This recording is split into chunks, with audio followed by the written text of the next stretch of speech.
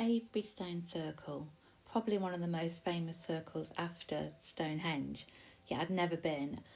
And just leaving my sister's house one day to drive home, I decided to take a detour and go and see. So I'd only literally got a couple of hours before nightfall, but I couldn't believe what a magical place it was. Being able to get up close to the stones, it just seems such a shame when you think of Stonehenge and how it is now compared to this magical place.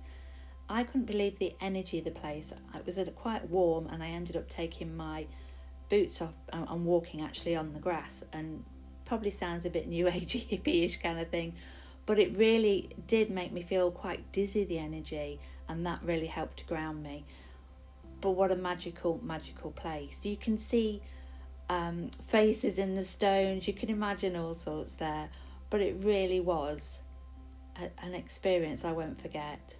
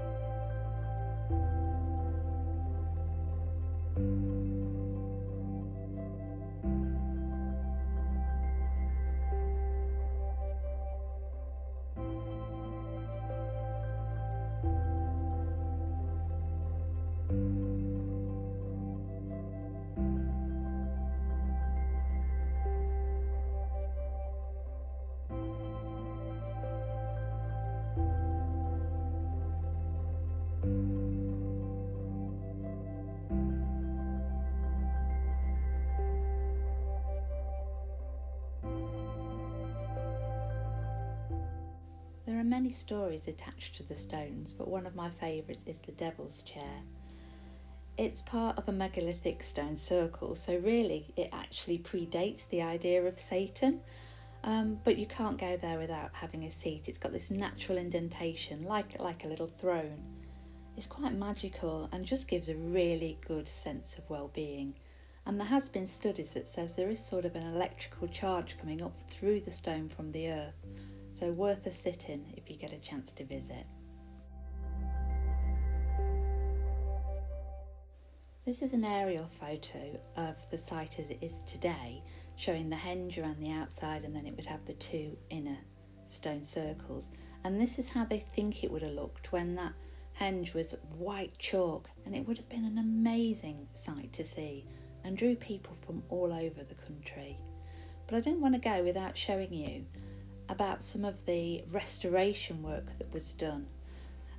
It's nationally looked after by the Heritage and by National Trust, English Heritage. So they've actually got these photographs on site, and you can see a lot of the stones had been knocked over, they'd been buried, and if it wasn't for the work that had been done, we would never have the opportunity to see what we see today.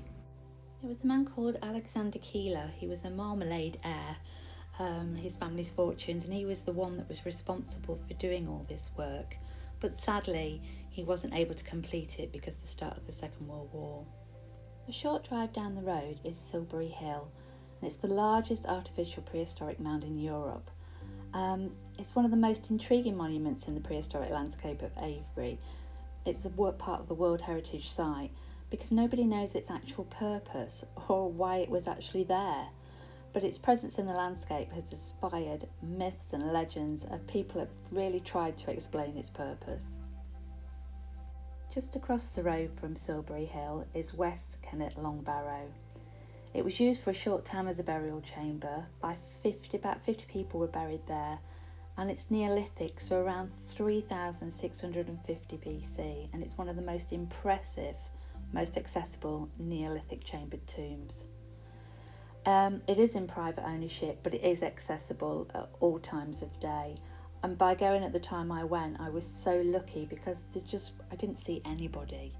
So a really magical time to be able to actually go inside, feel the energy, and just stand and see the whole area around and picture perhaps in my mind what it might have been like.